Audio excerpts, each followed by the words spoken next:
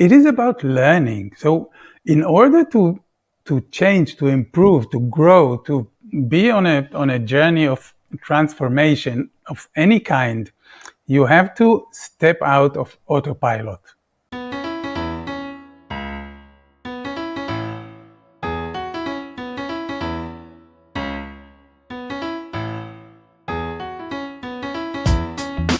83% of Americans identify as not very happy, which can hold you back and negatively affect your relationships and your business.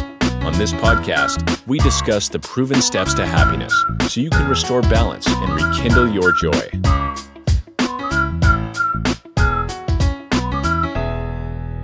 Welcome to another episode of How to Be Happier for Entrepreneurs. I hope you're having a fantastic day.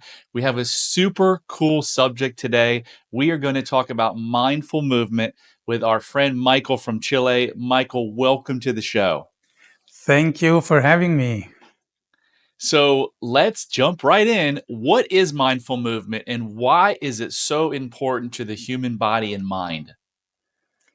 Yeah, so mindful movement, I call mindful movement what I try to teach people and try to do myself, to differentiate it from exercise as we know it, which is kind of a maintenance job for the body. So if we treat the body as a machine that needs maintenance and we just do the workout that is necessary to keep it well and maybe even improve our strength, our flexibility, it works. We need the mechanical movement and we need the mechanical benefits that it brings us.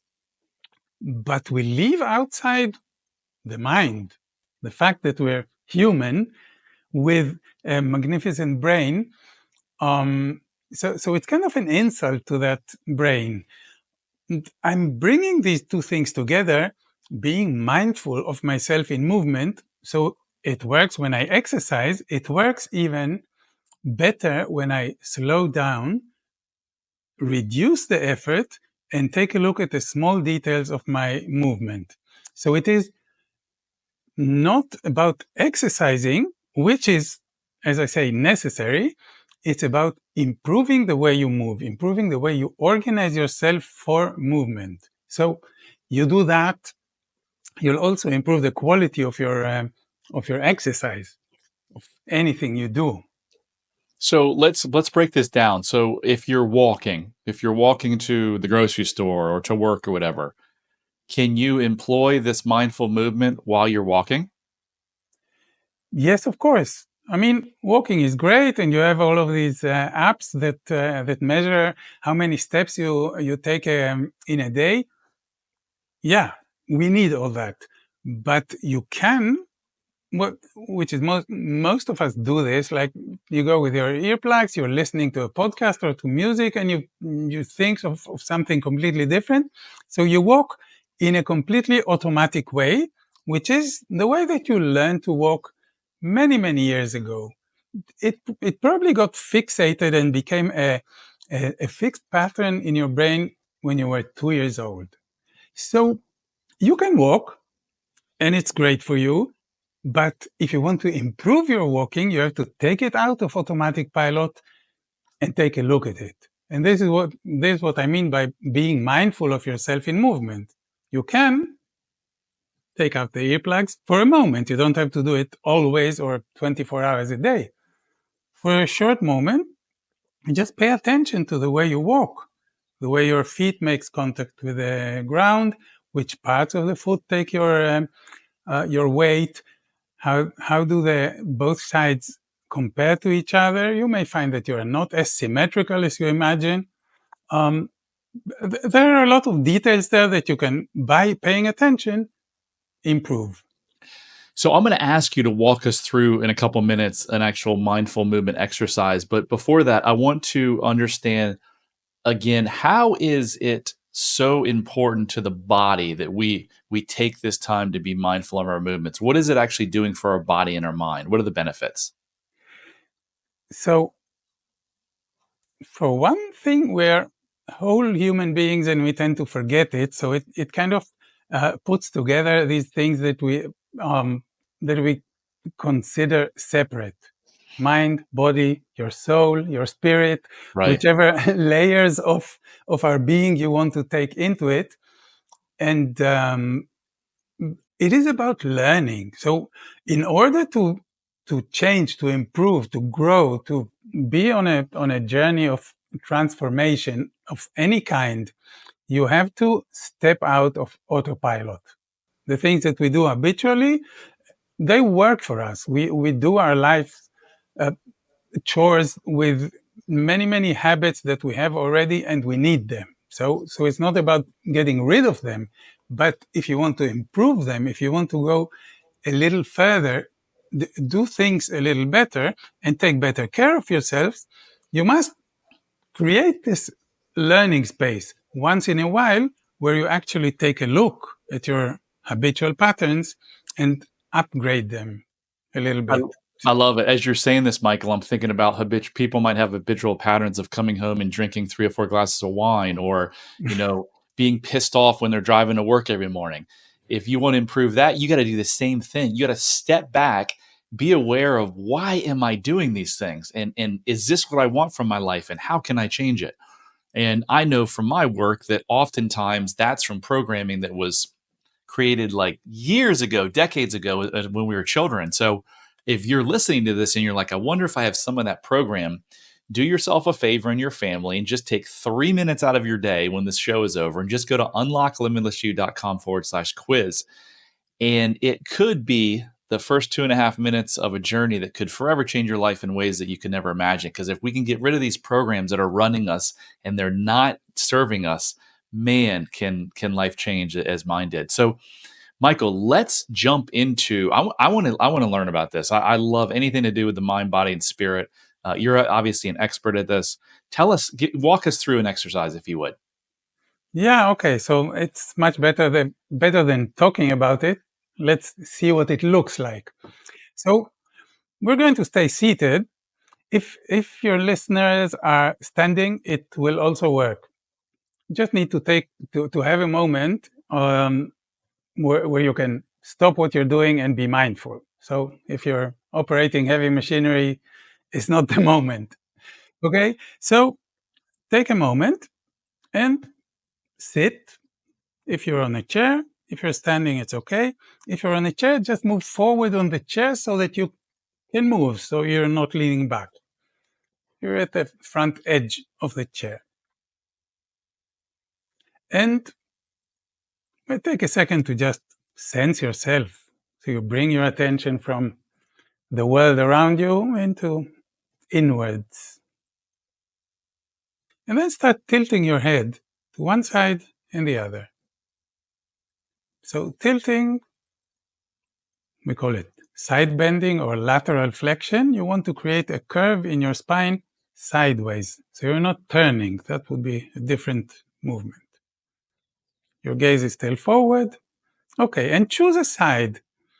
If one side is a little easier, has a better range, or feels better, stay with that. If it feels the same, just pick one. So you go to just one side and come back to the middle.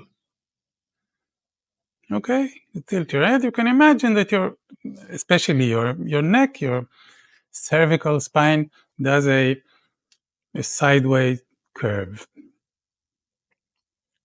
A very basic movement capability of our trunk, our spine, our neck.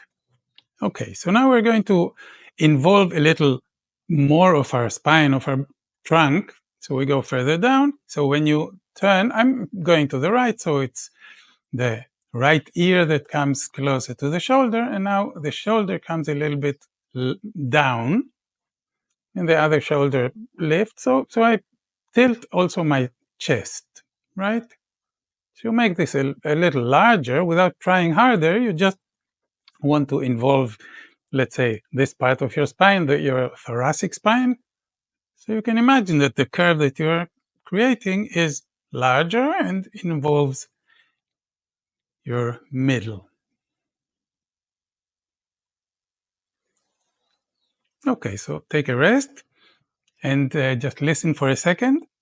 We're going to think of our breathing. So when you do this movement, there is some accordion effect in your ribs. So one side gets a little more compact and the other side opens up. So just imagine that you're breathing. If you're tilting to the right, it's your left lung that is expanding. So breathe in when you do the movement. Just imagine if you have a balloon in the other side, it expands to breathe in and then contracts to push the air out. So you're not trying to do anything, you're just coordinating the breathing with the movement. Okay? You can imagine this accordion effect.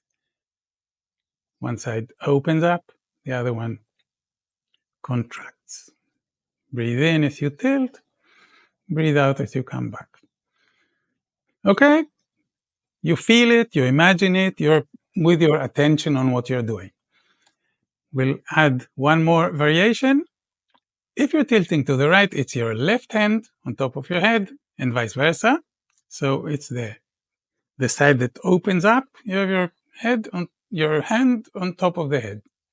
And keep going. You try to keep your pelvis, your sitting bones stable so that you actually create a curve in your spine. Okay? So now what is happening? The other side opens up even more. Your elbow goes towards the ceiling. Don't try hard. Don't force it. We're not trying to increase the range of movement. We're trying to pay attention to the details of what's happening. And again, think of breathing into this side that gets longer. Breathe in, breathe out when you come back. So you do this movement in the natural rhythm of your breathing. In through your nose, out any way you want. Do it a couple more times. Do less. Do half of what you're doing.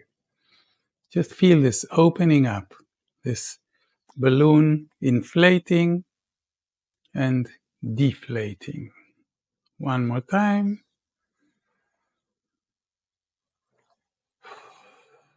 Put down your arm. And again, stay there at the front of the chair. If you're standing, it works the same way.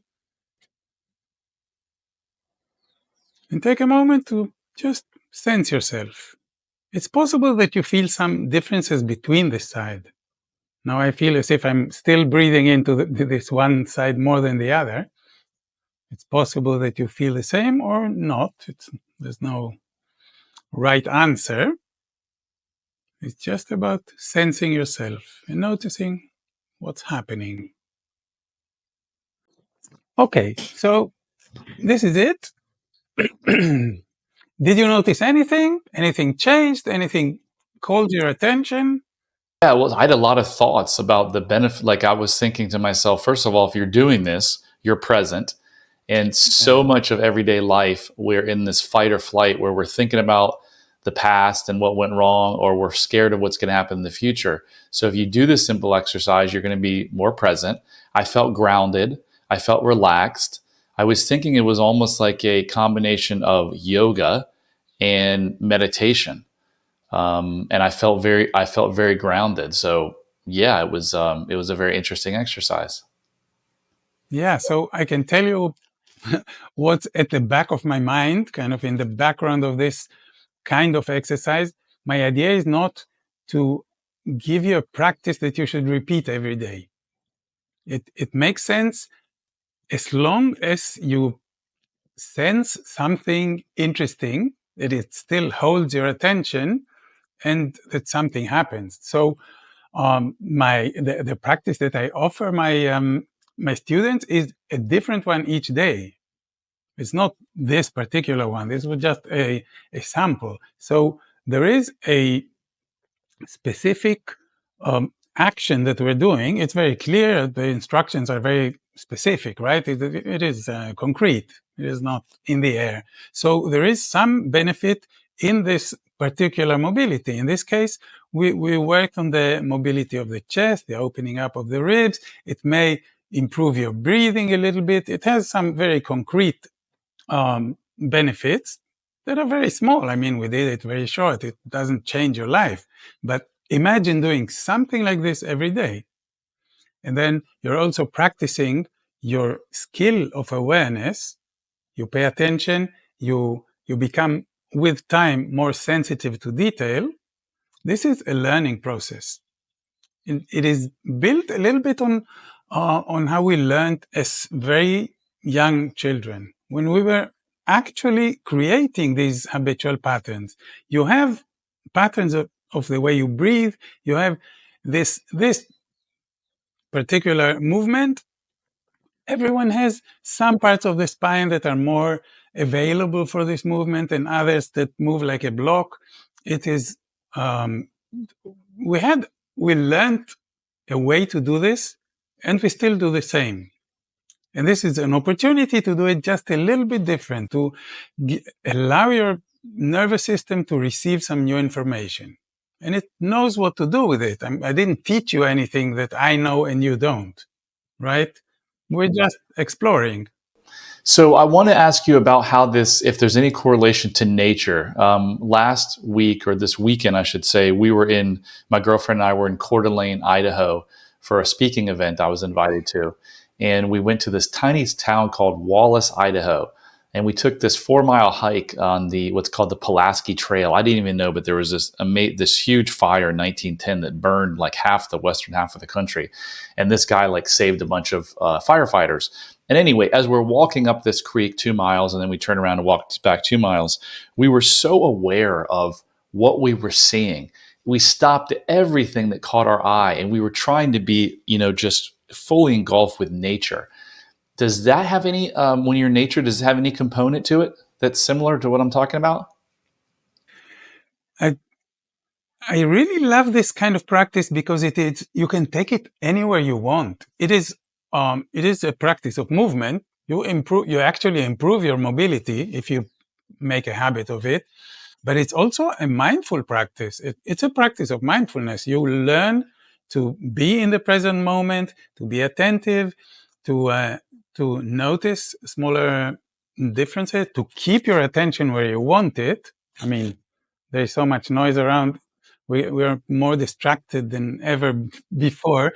So it's a necessary practice. So of course, when you go for a walk and you have this practice, you have a better ability to really be where you are, stay there, not allow your mind to think of what happened yesterday or what you have to do tomorrow, to actually be there. So it has that component for sure, of just being in the present moment and being mindful. Being present is so important to happiness and joy. It's really like heaven on earth. If you can just be in the present moment where you are without thinking of, again, the past or the future, using your imagination in the future, just try it. And by doing some of these methods that Michael's sharing with us, you're going to see the more you do it, the more you become present. Your mind actually starts slowing down. So, Michael, before the show, we talked about this Feldenkrais method. What is it? How did you become involved in it? And what led you to start your online venture focused on this mindful movement? So the Feldenkrais method is the main inspiration of this daily practice that I do.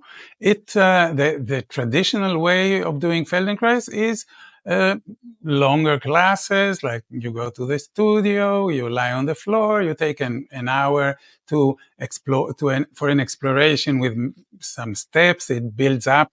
So what I did in persistent growth is really reduce it to something so small, so short, that still does something, but that you could make a habit of it and do it every day.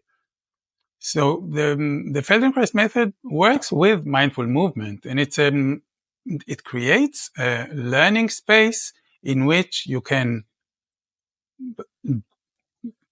explore your mobility, your way of moving, without trying to reach a goal, without trying to get anywhere. You just stay in the exploration. So that allows you to learn, to improve, to play with it, to open up some new options and new possibilities.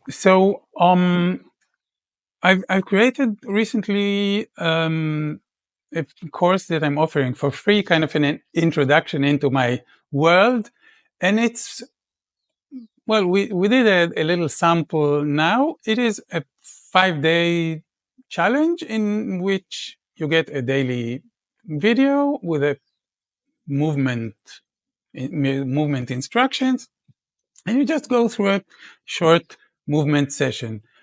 Same idea. It lets you feel what it would be like if you made a habit of it, like do it daily. So it's a free course. You can sign up for it and just have a taste of what it feels like to do a tiny session of mindful movement every day for 5 days. Then, if you want to keep going, I'm there for you. The Persistent Growth membership has a full year of sessions. I have 365 different sessions, like the one we did today, but a different one each day. So you want to keep going, it's there for you. So this is my introductory course to my world. That's awesome. And I bet the people who actually do the 5 day start to see some changes or feel different. And then they say, I want more of this, right? That's the idea. Yeah, I found out that making this into a habit, like really build it into your life. So you know when you do it, it's kind of part of your morning routine, evening routine, whenever whatever makes sense to you. It really makes a difference. It becomes a habit. So you don't have to decide and make place for it and be active about it. It just happens every day. And so you're creating a small learning space every day. This is a transformational journey. You're moving upwards. I love it. Where can people find the challenge and find out more about you? Yeah, so the best place is my homepage, persistent-growth.com. Persistent Growth is the name of the membership, and there on the homepage you'll see you can sign up for this course and welcome for 5 days of mindful movement. So you did an awesome job walking us through that exercise.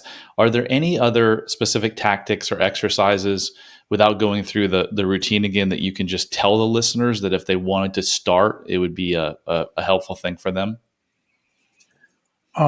Yeah, so there's a bit of know-how, like what is worthwhile looking at in your movement, but I can give you the principles very briefly. Slow down. First, stop. Stop what you're doing. Take a moment for yourself. It can be 1 minute. It doesn't have to be long, but you really have to kind of gather your attention. And then slow down, make it really small. Don't do anything complicated. Go to the very basics of mobility. So spine mobility, turning, side bending, what we did today, standing up from your chair, the foundations of your life. Any of these things, just pick one and repeat it a few times. Similar to what we did here. Just repeat what you're doing and play with your attention. I don't know if you noticed, I directed your attention to different things, to your ribs, to the curve of your spine, to your breathing, right? There's a lot to look at. So play with your attention while repeating the movement. This is kind of in a nutshell what we've been doing. Love it, love it. So as we wrap up, my one last question is: what do you think the greatest lesson in your life has been? Ooh, wow. That's a big one. Maybe I'd say the level of responsibility that I have for my thoughts, for my feelings, for my reactions. So it somehow installed itself in me that when I get angry, when I just react to the world around me, which happens all the time, it is mine. It is my responsibility, and it's a choice. So just knowing that is kind of allows me to know that I have a choice. So I'm not a slave to circumstances. This Yeah, is like thinking of the title of your podcast, How to Be Happier. This is probably a good step. Just know that you're in charge. yeah. And with what you teach, more awareness comes. Last night I was cooking dinner with my 17-year-old daughter, and the cleaners had just come. So the house is spotless. And I'm cooking, I was putting some vegetables in the cast iron pan, and I got it too hot and all the oil splattered. And for about 5 seconds, I was like, gosh, why did I do that? And then immediately I was like, but wait, I don't have to be mad about this.